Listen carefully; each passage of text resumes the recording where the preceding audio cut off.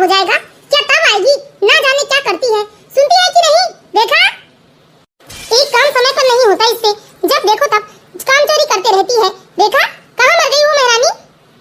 क्या अपने मायके चली गई?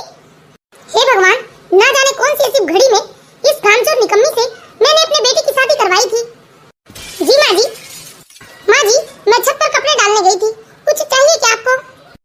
आइए महारानी जी आइए। क्या इतनी देर लगती है कपड़े डालने में? कपड़े ही डाल रही थी या अपने घर पर यहाँ की खबर पहुँचा रही थी? नहीं माँ जी, मेरा फोन तो कमरे में है और मैं क्यों यहाँ की खबर अपने मायके पहुँचाऊंगी? अरे तेरा क्या भरोसा, पहुँचाती तो है ही अपने मायके। गई होगी छत पर मोबाइल लेकर और वहीं बैठकर यहाँ की सारी खबर अपनी माँ को ट्रांसफर कर रही होगी। नहीं माँ जी, मेरा फोन कमरे में ही है, आप जाकर देख लीजिए। बस बस अब चुप कर। मैंने तुझसे कितनी बार कहा है कि नितिन और पूनम के कमरे में सुबह 9 बजे से पहले चाय पहुंचा दिया कर। अब तक नितिन और पूनम के कमरे में चाय क्यों नहीं गई? देखिए माँ जी, मैंने भी तो आपसे कितनी बार कहा है ना कि उन दोनों के लिए मैं कुछ नहीं करूंगी। अगर मैं इस घर की बहू हूँ तो दीदी भी तो इस घर की बहू है ना, तो अपने लिए और अपने पति के लिए वो खुद भी तो चाय बना सकती है।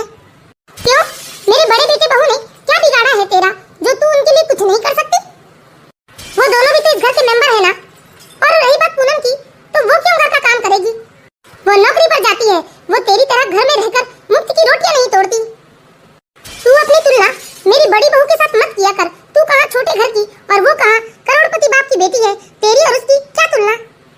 देखिए माँ जी, मुझे इस घर में आए पूरे 6 साल हो चुके हैं और मेरे भी अपने 2 बच्चे हैं जिनको मैंने सुबह से उठाकर नहला धुलाकर तैयार कर स्कूल में भिजवा दिया है और अभी सुबह के 9:30 बज गए, लेकिन आपके बड़े बहू और बेटे अभी तक अपने कमरे से बाहर तक नहीं आए हैं। बस फर्क इतना है माँ जी कि मैं अपना काम घर से करती हूँ और सिलाई के काम के साथ साथ घर का सारा काम भी देखती हूँ, लेकिन कभी आपने मेरी तारीफ नहीं की। कभी आप ये नहीं देखती हैं कि मैं भी तो कभी थक जाती होंगी, मुझसे 2 शब्द प्यार के नहीं बोलती हैं आप। हाँ, मैं मानती हूँ कि 1 साल से मैंने भैया दीदी के लिए कोई भी काम करने से मना कर दिया है। आप मुझे उसका ताना देना एक भी दिन नहीं भूलती। लेकिन माँ जी, हर किसी की बर्दाश्त की एक सीमा होती है, बहुत बर्दाश्त कर लिया है मैंने। बस अब मैं अपने बच्चों के सामने अपनी बेइज्जती और बर्दाश्त नहीं करूंगी। अच्छा, नहीं बर्दाश्त कर सकती तो जाना चली जा अपनी मायके, क्यों रुकी हुई है यहाँ? और बच्चे तो ऐसे बोल रही है जैसे इसने 2 बेटे को जन्म दिया होगा। तेरी माँ की तरह तूने भी तो 2 बेटियों को जन्म दिया है। अरे तो चली क्यों नहीं जाती? जाना, चली जा अपने मायके, वैसे भी तुझे रोका किसने है? जा चली जा, तेरे लिए तो इस घर के दरवाजे हमेशा खुले रहेंगे बाहर जाने के लिए।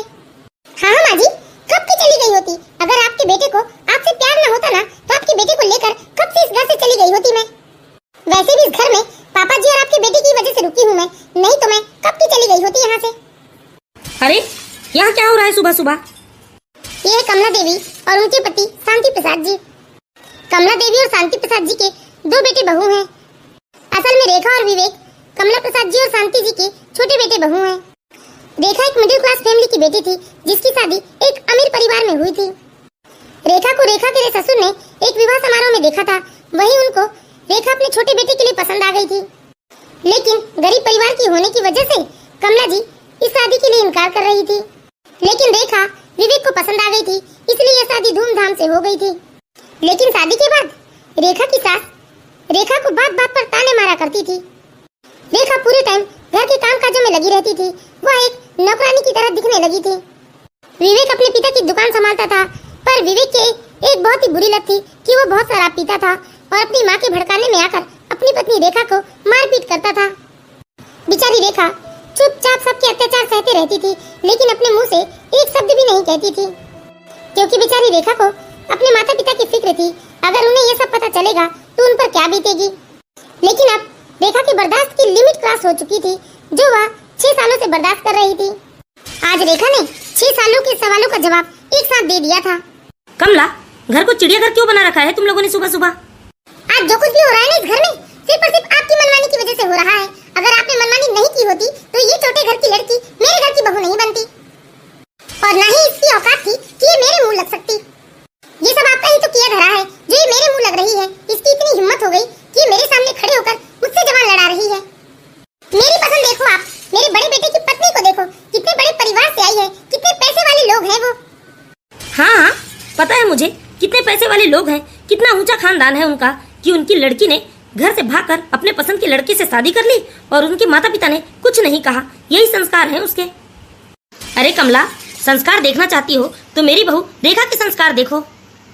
मेरी बहू रेखा सुबह सुबह पहले उठती है, घर का सारा काम करती है, पूजा पाठ करती है, फिर सबकी पसंद का नाश्ता बनाती है, उसके बाद अपने सिलाई का काम भी करती है वो। और इतना ही नहीं, उसके बाद इस सबकी पसंद का खाना भी बनाती है, सबको खाना खिलाती है, सारा दिन यहाँ से वहाँ दौड़ भाग करते रहती है।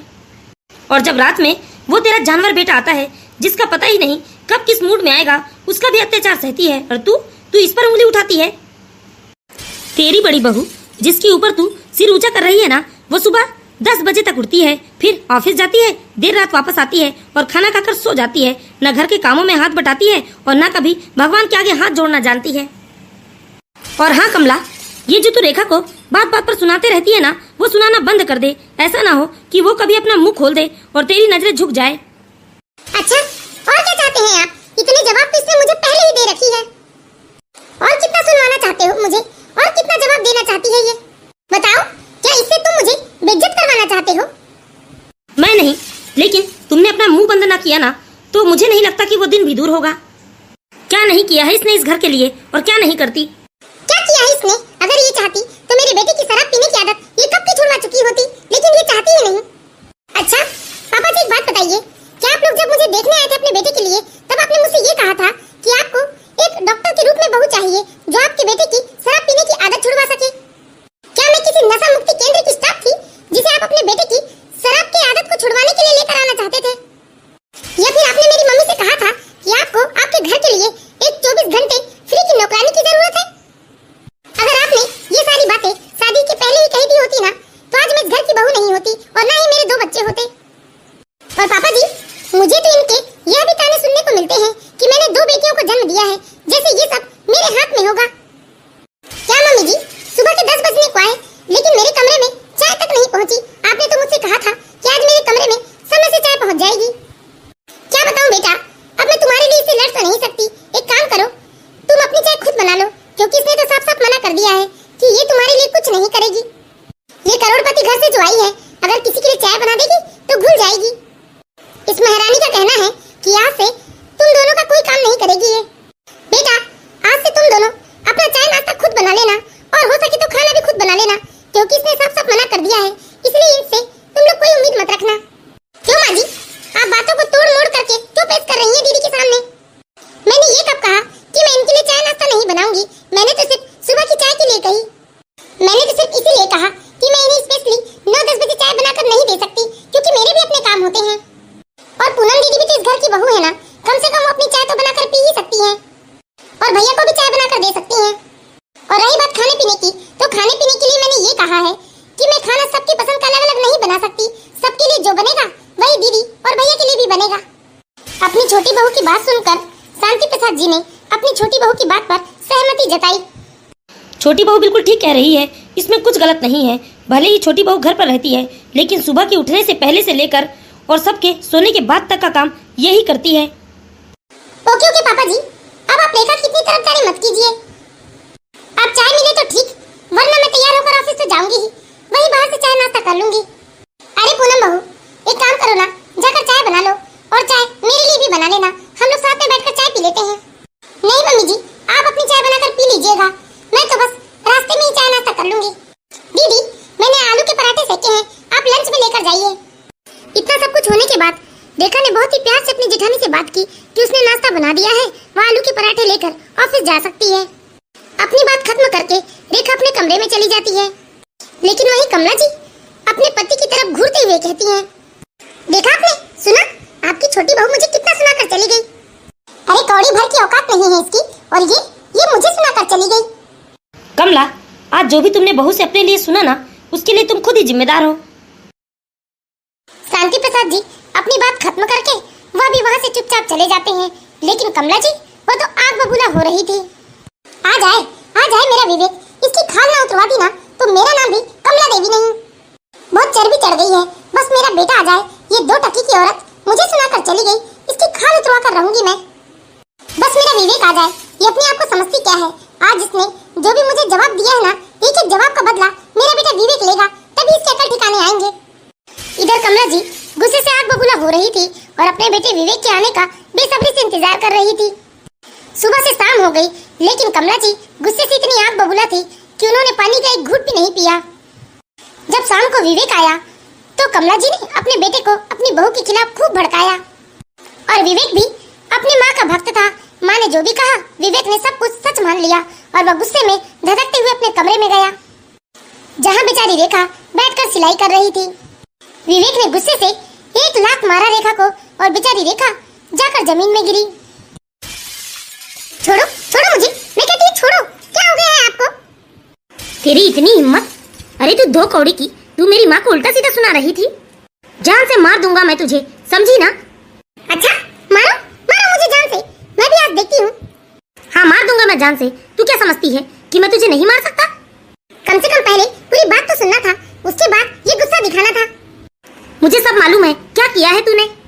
विवेक बहुत गुस्से में था क्योंकि विवेक अपनी माँ की सारी बात मान लिया था बिना वो रेखा से ये जाने कि वास्तव में सच्चाई क्या है।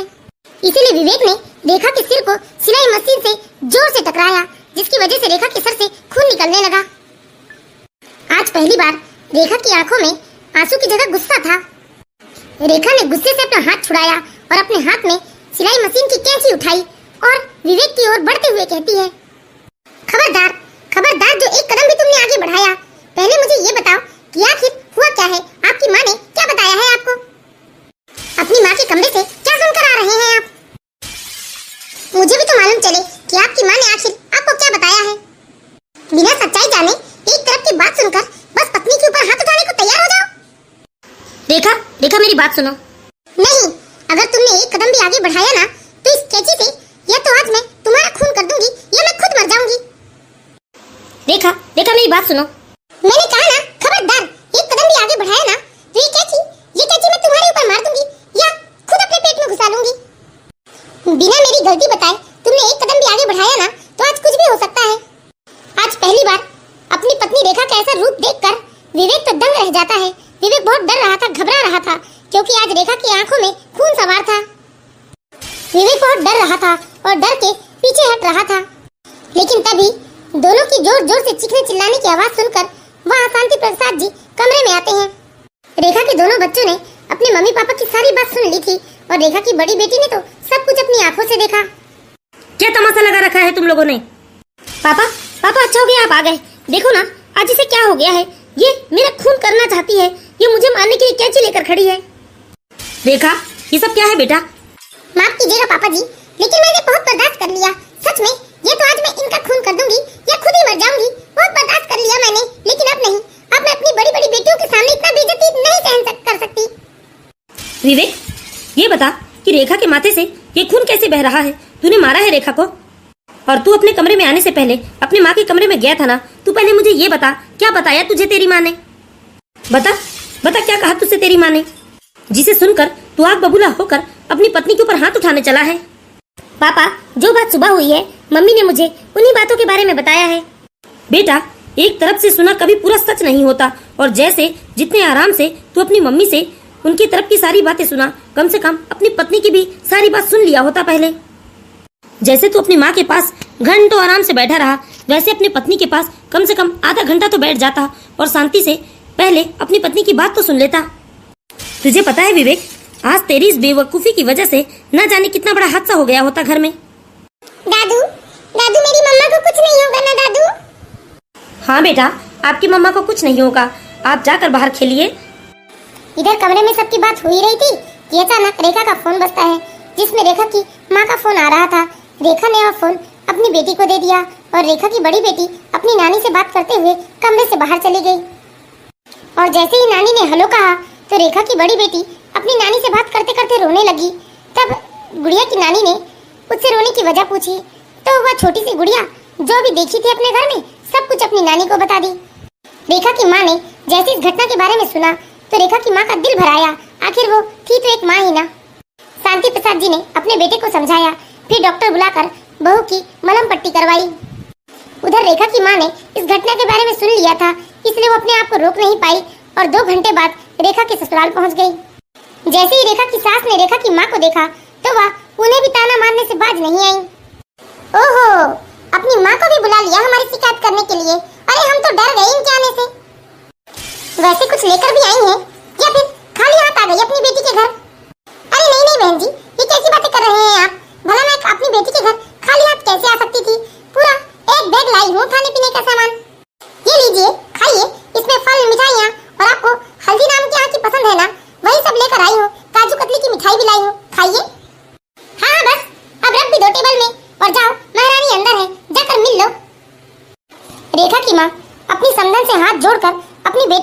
में चली गई। अपनी मम्मी को देखते ही रेखा रो पड़ी और बोलने लगी। रेखा, रेखा तेरी क्या हालत हो गई है बेटा?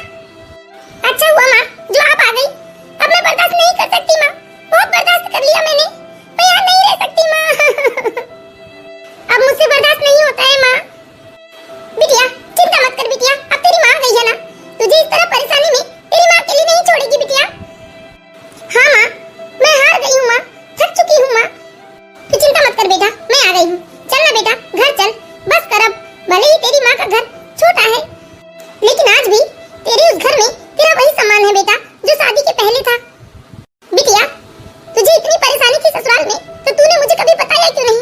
अपने पापा को नहीं बताया, कम से कम अपनी बहन को तो बता दिया होता। क्या बताती माँ, क्या बताती? मैं आप लोगों को दुखी नहीं करना चाहती थी माँ। बेटा अब जो हुआ सो हुआ, लेकिन अब मैं तुझे दुख बर्दाश्त नहीं करने दूंगी। सबकी बातें दामाद जी के लात घुसे बर्दाश्त नहीं करने दूंगी। भले ही मेरा घर छोटा है, मैं तुझे सूखी रोटी खिलाऊंगी, लेकिन तू वहाँ चैन से रहेगी, शांति से रहेगी बेटा। हाँ माँ, मैं भी थक चुकी हूँ। मैंने बहुत कोशिश की अपने घर को बसाने की, सुख शांति लाने की, लेकिन शायद मेरे नसीब में सुख शांति नहीं है इस घर में। मैंने सबके लिए किया माँ, सबके लिए किया। जेठ जेठानी की नौकरानी बन गई, माँ जी की 24 घंटे फ्री की नौकरानी बनकर हाजिर रही, सबकी सेवा की माँ मैंने, लेकिन मैंने कभी वो मान सम्मान इस ससुराल में नहीं कमाया जो एक बहू को मिलना चाहिए। लेकिन फिर भी यहाँ मुझे बात बात पर सिर्फ ताने सुनने को मिलते हैं। मैंने बेटी को जन्म दिया है, किसके तक ताने सुनती हूँ माँ? बताइए मैं क्या कर सकती हूँ? क्या ये सब मेरे हाथ में है? बेटा तू चिंता मत कर, अब तुझे किसी के ताने सुनने की जरूरत नहीं है। अभी तेरी माँ है और तुझे ये सब बिल्कुल बर्दाश्त करने नहीं देगी। तू चल, पैकिंग कर, तू चल मेरे साथ। इधर रेखा की माँ अपनी बिटिया को दिलासा दे रही थी, घर ले जाने की बात कर रही थी। दोनों माँ बेटी बहुत ही दुखी थे। और उधर विवेक गरजते हुए घर आता है। रेखा, रेखा, रेखा जरा चाय बना कर लाना। अरे बेटा किसे आवाज लगा रहा है? जब से तू घर से गया है ना, तब से महारानी कमरे से निकली ही नहीं है, और अब तो महारानी की माँ भी आ गई है उसे भड़काने के लिए। मैं तुझसे कहती थी ना कि ये पल पल की खबर अपने मायके में पहुंचाती है। यहाँ झगड़ा हुए 2 घंटे नहीं बीते और उसकी माँ आ धमकी और मुझे धमकी दे रही थी कि मैं उनकी बेटी के साथ अत्याचार कर रही हूँ। ये 2 कौड़ी के लोग, इनकी इतनी औकात कि घर आकर मुझे धमकाए, तेरी माँ को धमकाए। देख बेटा मेरी बात मान, तू तो अंदर मत जा। दोपहर को तो तेरे ऊपर इसने कैंची उठा लिया था, पता नहीं अब तो दोनों माँ बेटी तेरे साथ क्या करेंगी। हो सकता है उसकी माँ चाकू छुरा छुपा कर लाई होगी तेरा खून करने के लिए। मत जा बेटा, तू अंदर मत जा, बैठ यहीं। विवेक की माँ विवेक को भड़काने की बहुत कोशिश करती है, लेकिन विवेक अपनी माँ को कोई जवाब नहीं देता और सीधे अपने कमरे में जाता है। जब विवेक कमरे में जाता है तो वह देखता है कि उसकी पत्नी रोते हुए बेड पर बैठी है और उसकी माँ उसे दिलासा दे रही है। जैसे ही रेखा की माँ की नजर अपने दामाद के ऊपर पड़ती है तो वह बेड से उठ खड़ी होती है। रेखा तुझे बुखार तो नहीं आया ना? तू ठीक तो है ना? तू ठीक तो है ना रेखा? इधर विवेक की माँ को लगा था कि उसने तो अपने बेटे को भड़का दिया, वह सीधे कमरे में जाएगा और रेखा से लड़ाई झगड़ा करने लगेगा, इसलिए वह पीछे पीछे कमरे में आ जाती है। लेकिन कमला जी देखती है कि उनका बेटा तो अपनी पत्नी से बहुत ही प्यार से बात कर रहा है, जिसे देखकर वह चौंक जाती है। लेकिन इधर रेखा अपने पति विवेक का हाथ हटाते हुए गुस्से से कहती है, एक काम क्यों नहीं करते? तुम जान से ही मार दो ना मुझे। तुम्हारी माँ मुझे बाद में ताने मारे, मुझे काम वाली बाई समझे, मेरे साथ बुरा व्यवहार करे, तुम्हें भड़काए और फिर तुम मुझे आकर मारपीट करो, उससे तो बेहतर है कि आज तुम मुझे जान से ही मार दो। सारा किस्सा आज ही खत्म कर देते हैं। नहीं रेखा, आज जो तूने की ना, ये शायद तू बहुत पहले ही कर देती। अगर तू ये सब बहुत पहले कर देती ना, तो मैं कब का सुधर जाता। आज जब तूने मेरे ऊपर कैंची उठाई ना, तब मुझे बहुत गुस्सा आया। मेरा मन कर रहा था कि उसी कैंची से मैं तेरा खून कर दूं। लेकिन जब मुझे पापा ने समझाया और मैं फिर पूरा दिन सोचता रहा कि पापा की बात तो सही है। आज तक तो मैं मम्मी की बातों में आकर तेरे ऊपर हाथ उठाता रहा और तू भी मेरी मार चुपचाप सहते रही। रेखा मुझे माफ कर दे, रेखा माफ कर दे मुझे। नहीं, मुझे तुम्हारी ऊपर रत्ती भर भी भरोसा नहीं है। तुमने आज तक कभी मेरी कद्र नहीं की, तुमने मुझे हमेशा जानवर समझा, जानवरों की तरह मारा पीटा। क्या नहीं किया तुमने मेरे साथ? यहाँ तक तुमने मेरी बच्ची के सामने मुझे बेइज्जत किया और तुम्हारी माँ ने भी कोई कसर नहीं छोड़ी। इसीलिए अब मैंने फैसला कर लिया है, या तो मैं अपनी जान दे दूंगी या इस घर से हमेशा हमेशा के लिए चली जाऊंगी, लेकिन मैं तुम्हारे साथ नहीं रहूंगी। मम्मी जी मेरा भरोसा कीजिए, मुझे एक बार माफ कर दीजिए। मैं आपको यकीन दिलाता हूँ कि आज के बाद मैं अपनी सारी जिम्मेदारियाँ उठाऊंगा और कभी भी रेखा को कोई तकलीफ नहीं दूंगा। प्लीज एक बार आप मुझे माफ करके तो देखिए। विवेक होश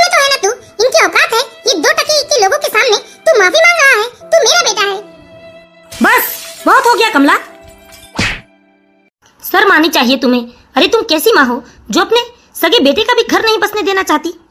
तुम्हारी वजह से विवेक दिन पर दिन बिगड़ता गया और तुम्हारे ही भड़काने पर उसने रेखा के ऊपर हाथ उठाया, अत्याचार किया। तुमने अपने सगे बेटे बहू के बीच में मतभेद किया, एक को सराखों पर बिठाया और एक को जमीन पर पटक दिया। छी, शर्म आनी चाहिए तुम्हें। कैसी माँ हो तुम। अगर तुमने दोबारा विवेक को रेखा के खिलाफ उल्टा सीधा भड़काया तो मुझसे बुरा कोई ना होगा। मैं तुम्हें तुम्हारे मायके छोड़कर आ जाऊंगा हमेशा हमेशा के लिए। देखा बेटा, पहली बार मेरे बेटे ने अपने किए के लिए सामने से माफी मांगी है।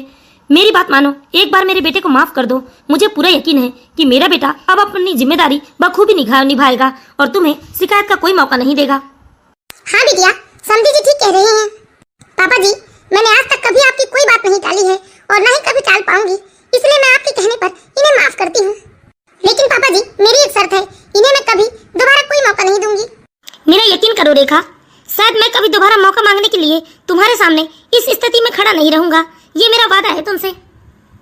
मम्मी, और मैं आपसे हाथ जोड़कर भी विनती करता हूँ कि मैंने अपनी पत्नी की बहुत बेइज्जती कर ली, लेकिन अब ना ही मैं अपनी पत्नी की बेइज्जती करूंगा और ना ही ये बर्दाश्त कर पाऊंगा कि कोई इस घर में मेरी पत्नी की बेइज्जती कर रहा है।